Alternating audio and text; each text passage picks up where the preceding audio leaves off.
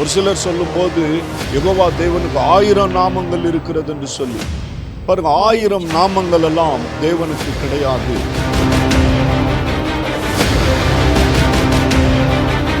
நீங்க எந்த நாமத்தை எடுத்துக்கொண்டாலும் அந்த நாமத்தில் விண்ணப்பம் பண்ண வேண்டும். அப்படிப்பட்ட நாமம் தான் தேவனுடைய நாமம்.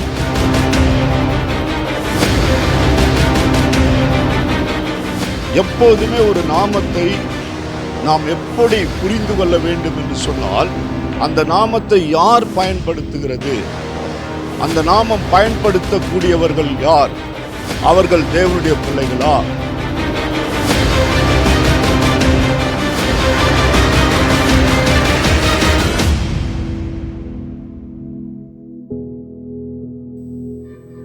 கிறிஸ்துவுக்குள் அன்பானவர்களே, இந்த காலகட்டங்களிலே நாம் தேவனுடைய நாமத்தை எப்படி பயன்படுத்துகிறோம்? இது மிக மிக அவசியமானது. இன்றைக்கு எப்படி நாம் ஆண்டவருடைய நாமத்தை நாம் கூப்பிடுகிறோம், எப்படி ஆராதிக்கிறோம், எப்படி நாம் தேவனுடைய நாமத்தை தொழுது கொள்ளுகிறோம், எப்படி விண்ணப்பம் பண்ணுகிறோம்? அநேகர் பார்க்கும்போது தெய்வம் என்று சொல்லுகிறார்கள். அதே போல நீங்கள் பார்ப்பீர்கள் என்று சொன்னால் சுவாமி என்று சொல்லுகிறார்கள். இன்னும் அநேக மக்களை பார்க்கும்போது எபினேசர் என்று சொல்லுகிறார்கள். இன்னும் அநேக நாமங்களை வேதத்தில் தேவனுக்கு இல்லாத நாமங்களை எல்லாம் சொல்லுகிறபடினால் மக்கள் இன்றைக்கு ஒரு சில புதிதாய் ரட்சிக்கப்பட்டு வருகிற மக்கள் குழப்பத்தில் இருக்கிறார்கள்.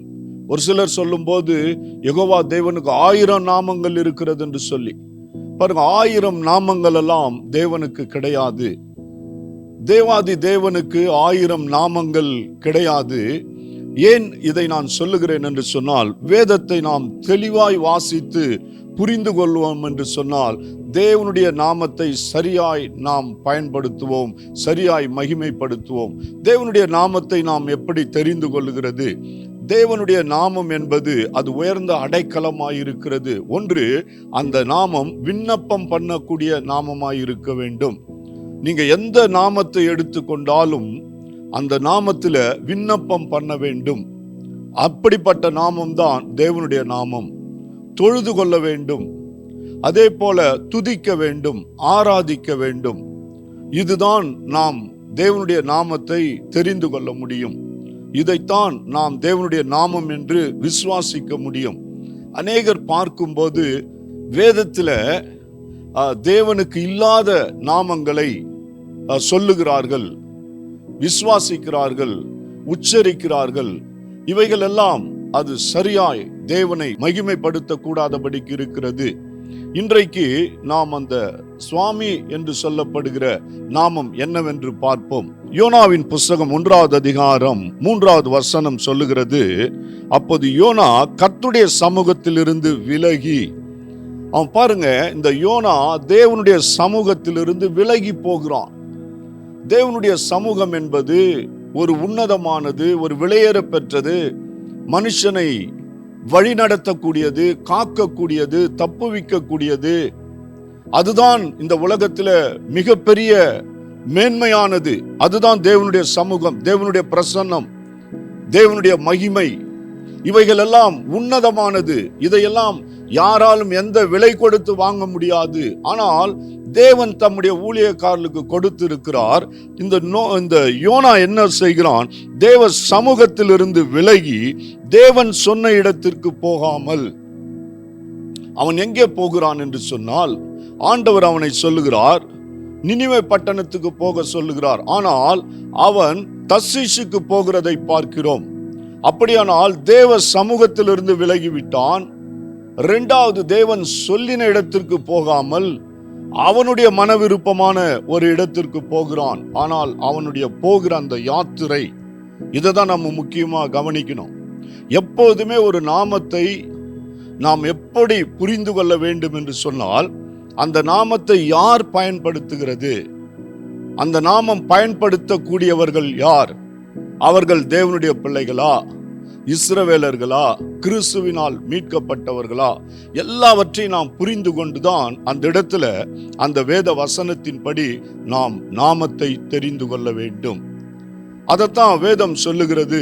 பாருங்க, வேத வசனம் வரும்போது அதை உட்கொள்ளுகிறதும், அதை தியானிக்கிறதும், அதை பார்த்தீங்கன்னா ஸ்டடி பண்றது.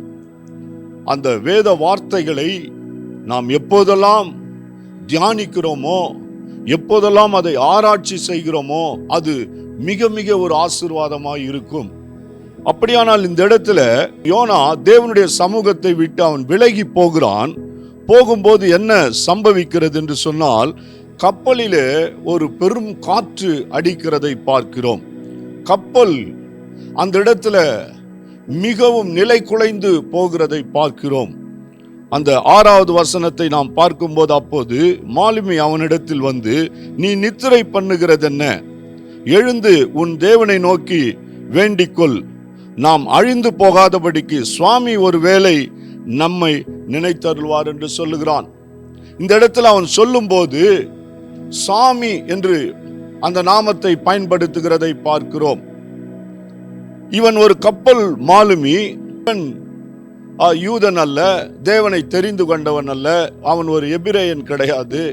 ஆனால் இவன் சொல்லுகிறான், யோனா தூங்கி கொண்டிருக்கிறான். பாருங்க, கப்பலில் ஒரு பெரிய பிரச்சனை, தேவ சமூகத்திலிருந்து விலகி போகிறவனுடைய நிலைமையை பாருங்க. அவன் போய் தூங்கி கொண்டிருக்கிறான். ஆனா இன்னொரு உலக மனுஷன் வந்து அவனை எழுப்பி ஒருவேளை சாமியை வேண்டிக் கொள் என்று சொல்லுகிறான். ஆனால் யோனா என்ன சொல்லுகிறான்? அதான் முக்கியம். அவன் தேவனை அறிந்தவன், தேவனாகிய கர்த்தரை அறிந்தவன், அவன் தேவனுடைய சமூகத்தில் அவன் தேவனுடைய ஊழியக்காரனாய் இருக்கிறவன்.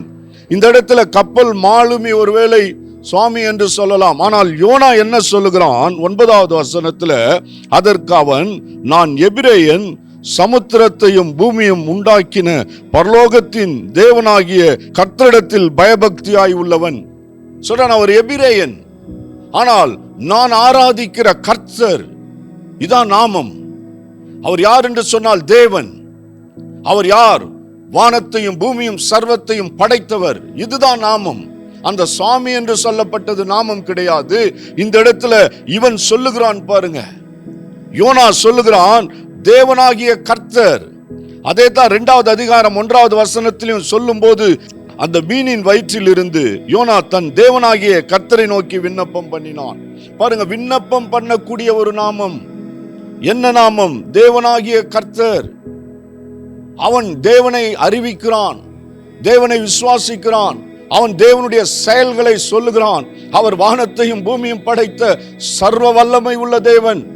ஆனா நம்ம ஆட்கள் என்னன்னா, இந்த இடத்துல சாமின்னு போட்டிருக்கு. அதை ஒரு கப்பல் மாலுமி சொன்னா, ஆனா காலகாலமாய் சொல்லி கொண்டிருக்கிறோம் சாமி சாமி சாமி என்று சொல்லி. சாமின்னா பார்த்தீங்கன்னா, இந்து சகோதரர்லாம் சபரிமலைக்கு போறவங்கள தான் சொல்லுவாங்க சாமின்னு. இன்னும் ஒரு சிலர்லாம் பார்த்தீங்கன்னா, இந்த உலகத்தில் விவேகானந்தரை போல சுவாமி விவேகானந்தர் சொல்லுவாங்க. ஆனால் இயேசு ஜீவனுள்ள தேவனுடைய குமாரனாகிய கிறிஸ்து. இந்த இடத்துல தேவாதி தேவன், சர்வத்தையும் படைத்தவர். அவர் சுவாமி இல்லை, அவர் தேவாதி தேவன். அப்படிதான் நாம் கூப்பிட வேண்டும், அப்படிதான் நாம் உச்சரிக்க வேண்டும். 2வது, இந்த சுவாமி என்று சொல்லப்படுகிறது என்னவென்று நாம் பார்க்க போகிறோம்.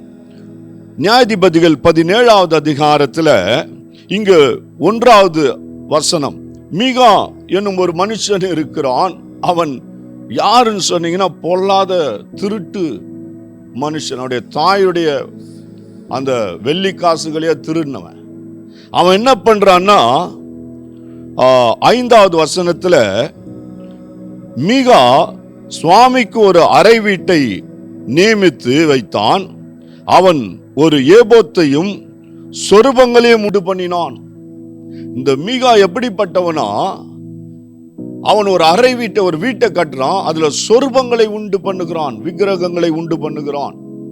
அதனால தான் ஆண்டவர் சொன்னார், யாத்ராகம் 20:23 நாம் வாசிக்கிறோம், நீங்கள் எனக்கு ஒப்பாக வெள்ளியினாலே தெய்வங்களையும் பொன்னினாலே தெய்வங்களையும் உண்டாக்க வேண்டாம். ஆண்டவர் சொல்றார், உண்டாக்க வேண்டாம், இந்த விக்கிரகங்களை உண்டாக்க வேண்டாம்.